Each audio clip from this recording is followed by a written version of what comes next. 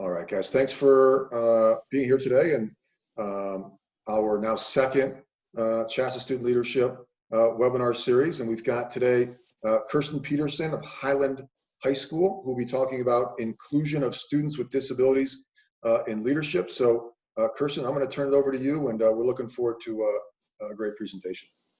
Perfect. Okay, I'll go ahead and share my screen with you guys. I just have it's a short PowerPoint to just kind of talk about how I've been able to kind of focus on inclusion in our leadership classes and things like that. But if you have any questions, feel free to just stop me at any time. Okay, let me how do I get you out of my way? Sorry, not very good with technology, or there we go. No worries, no worries. Okay, so just combining two worlds of special education and leadership. A bit of background on me. I graduated from UNC in Greeley in 2015 with my special education degree. And now I'm going back to UNC to finish up my master's in applied behavior analysis.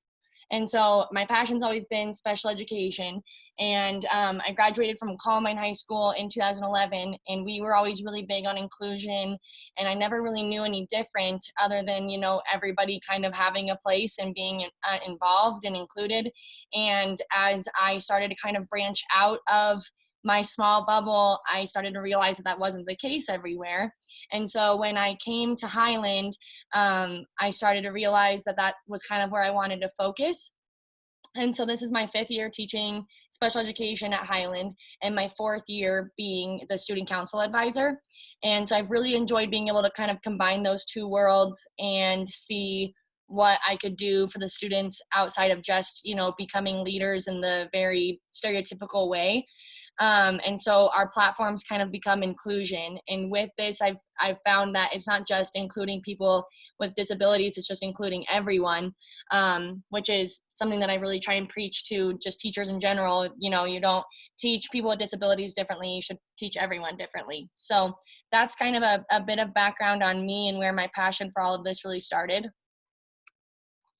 For us, it really started with playing on people's strengths and their needs. So, in any leadership class, if somebody has great handwriting, then they're going to be the ones that are writing on posters. And if somebody, has chicken scratch handwriting, we find a different place for them.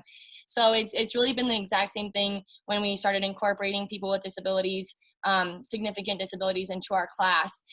Just kind of figuring out what are they good at, what are they capable of doing, what are some areas that they really want to grow, and kind of talking about with their significant supporting needs teacher, what are their life goals, what are the plans after high school, and how can we promote their success in high school to work on those skills, and how can we be a part of that journey with them.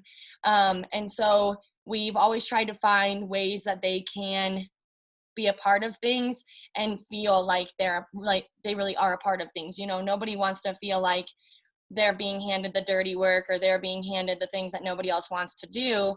It's more that you're really great at this, you are, successful at this, and therefore you probably get enjoyment out of it because it is a successful thing for you to be able to do.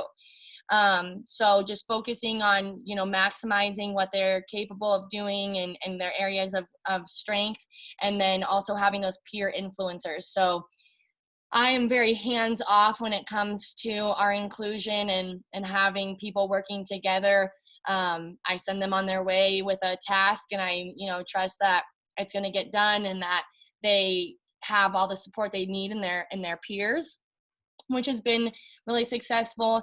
And it's really started to kind of open up a big world, not just in student council, but outside of the classroom, the relationships that are being built, and the other kids that are not in student council that are joining in and being more a part of things has been super awesome. And hearing, who is in student council and, oh, I didn't know they could join that class and things like that has kind of broken down a stigma of, who is in student council and what the class is comprised of. So one of the clubs that student council started this year is called Best Buddies. And this was actually a club, it's a national club that is at the college level, and we decided to bring it here. Basically, it's just people pair up with people with disabilities, and we just kind of do events and kind of just become a friend and a mentor for them. And so we decided to start this club this year just to get more interaction with the general education population and give them opportunities to join in and be a part of things as well. And so we meet every other week at lunch on Mondays and just kind of chat, hang out. Sometimes we'll have games that we play or things like that. But we have a really small, significant support needs population. And therefore, you know, we're overpopulated by general education kids, but it's awesome. And we always have a really great time, and it grows every time we meet. The peer relationships that are being developed is awesome. And it's not even just the people who are coming to meet, you know, the kids with disabilities. It's all of the people that are creating this community of, you know, just wanting to make friends and wanting to get along and wanting to, you know, have this sense of inclusion and belonging and all those different things. So we've definitely been able to impact people in more ways than just the inclusion of people with disabilities, which has been super awesome. Once a month, we're trying to incorporate an activity to go do as a club. So going on a hike, going bowling. We have a park with our high school. So, you know, getting some pizza and playing Frisbee at the park. Or right now, actually, we have a dodgeball tournament going on that anybody's welcome to come join. And so it just kind of gives everybody something to do after school or at night. You know, I love doing events that are outside the school day, because for that time that the event is going on, I know those kids are in a safe place doing something smart, you know, not breaking the law or anything like that. And I know that in that moment, they are taking something away that's super special, and being able to be a part of that is super awesome. So Best Buddies has been a great club for us to start this year, and we're talking about how to make it bigger. You know, we're going to get t-shirts for the club and possibly meet every week instead of every other and things like that, and just getting more people to come and just kind of getting the word out, because we are such a small school. Everybody knows everybody, so it's easier for us to say, you know, you'll see so and so at the lunch meeting or whatever. I'd be interested to see what it would be like at a bigger school when kids are truly meeting people they've never met before, and I think there will be a huge impact from that. But even though everyone here knows each other, we're still seeing, you know, some relationships grow, and people talk to people that they've never talked to before, or maybe wouldn't have. So that's been a huge success. Peer Power is a class that I started this year. It could be a class or a club, or even just, you know, a fun day that you guys have in class. For the first semester, we've been playing different sports. We've been going on a 2-week rotation of what sport we're playing. So we played football, volleyball, basketball. We'll play some like badminton. We played, you know, just fun sports inside, kickball and dodgeball, things like that, which has taught us so much more than just playing sports. You know, we're learning about what it's like to have patience working with each other, and, you know, which is something that really my student council needs to learn more than anybody else, is, you know, letting other people try and letting other people, you know, do it a different way, and kind of sitting back and letting things kind of run its course that maybe would be a different way than they would have chosen themselves. So it's been a good patience builder for everyone. And they haven't necessarily figured out yet that we are not there just to learn about sports. You know, we're learning about so many other things, teamwork and things like that. And so Peer Power has been a blast. The kids really look forward to it. Kids are wanting to join it all the time. And so it's been a great moment that even my student council kids are not as involved as a lot of the other general education population, which has been really great. So starting that has been amazing, and has just kind of developed more leaders across the school. And then in the spring, we're going to put on a musical. And this idea I got from Bear Creek High School in Lakewood. They put on High School Musical I believe it was 2 years ago, and they kind of have like a shortened version that you can do, like an adapted version that was maybe like 30, 45 minutes long. As a fundraiser, they just kind of accepted donations, and so that was really cool, and it was a good opportunity to kind of involve the community and show, the talent that you have at your school outside of, your varsity basketball team or your choir concerts or things like that. It kind of gave a different spin for the community to be a part of. And so that was super awesome. We're really looking forward to putting that together next semester and really spending some time with that. Spring semester is always really busy for us with prom and Day Without Hate and graduation and everything like that. So it'll definitely add to the madness. But I feel like the more opportunities you have like this going on, the better. And then the other thing that we put on is Special Olympics. So we typically go to a neighboring high school in the fall and participate in outside games there. And then in the spring, we host a Special Olympics for just our school. And this last year, we made it a student council event.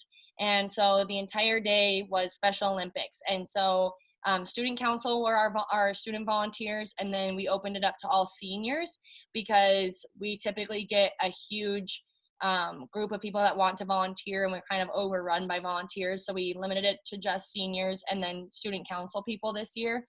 And we made a whole day event of it. We divided the school up into rotations so that we always had student body there to cheer everybody on and, be able to watch.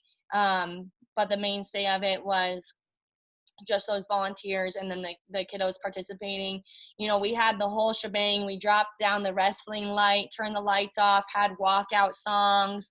It was awesome. And then we do like the torches, and they each had their stations that they would go stand at and everything when they weren't participating in the games.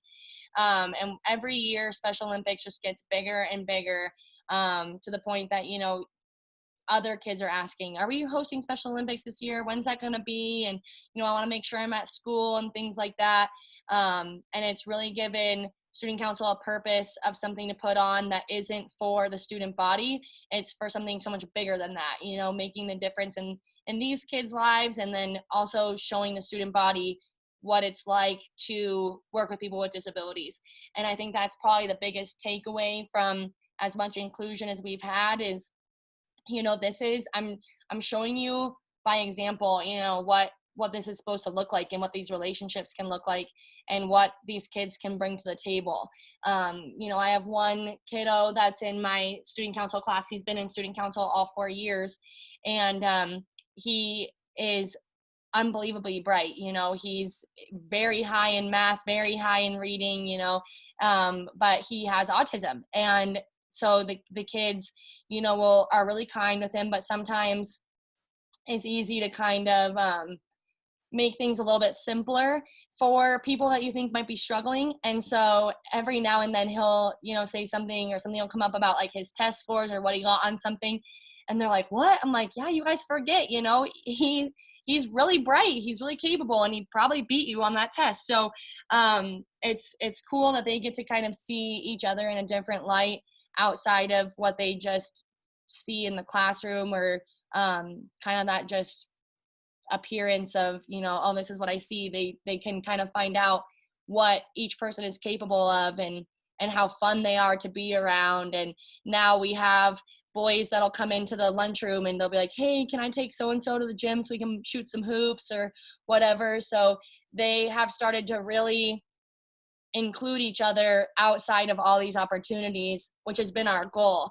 And this has kind of been a work in progress. Like I said, when I took over this 4 years ago, it was like, I hope one day we start to see these kids kind of mesh together and spend more time to get meaningful time together.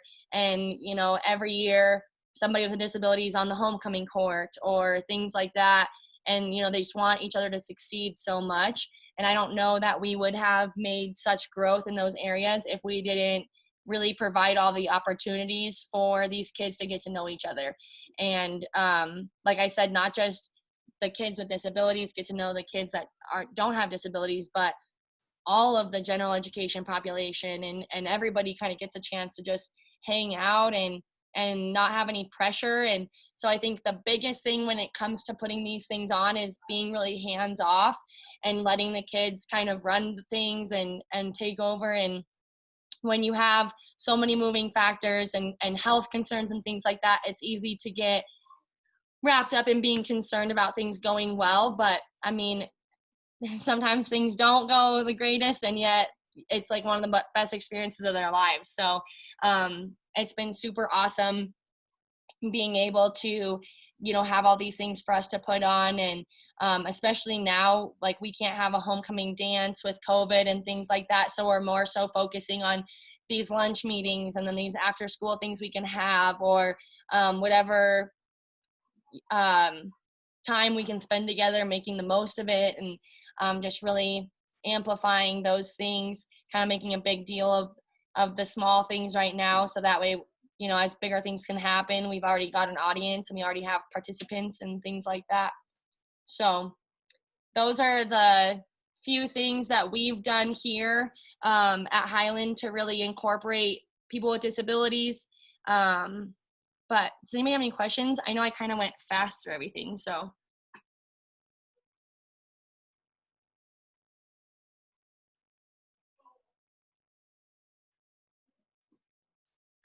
I'll put my, oh, yeah.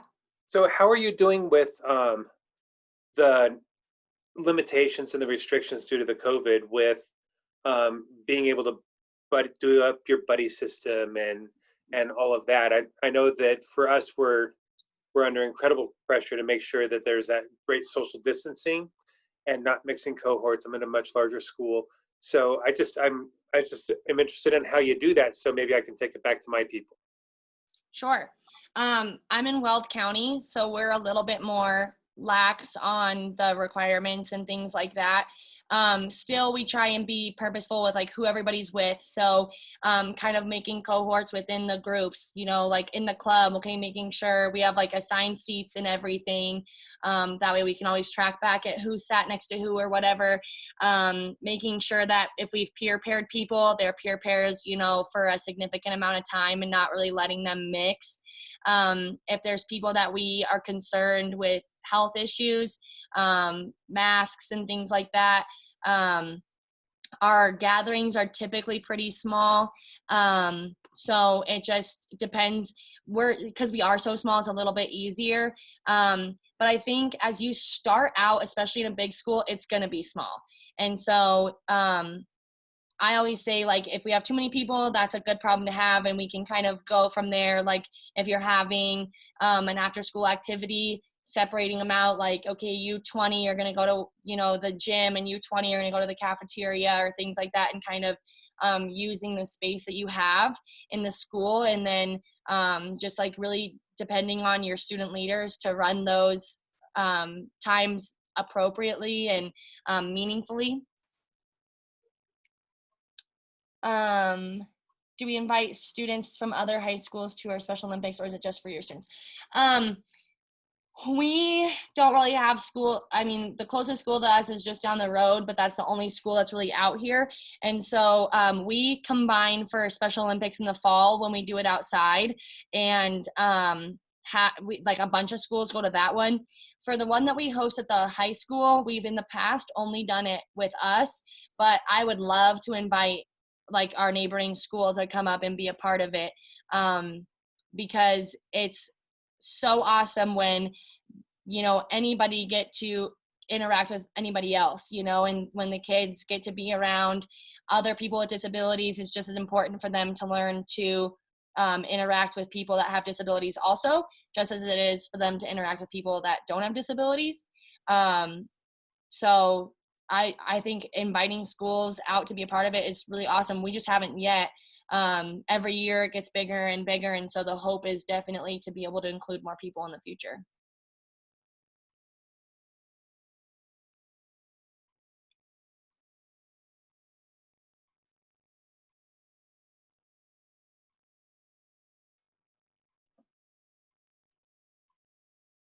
Any other questions?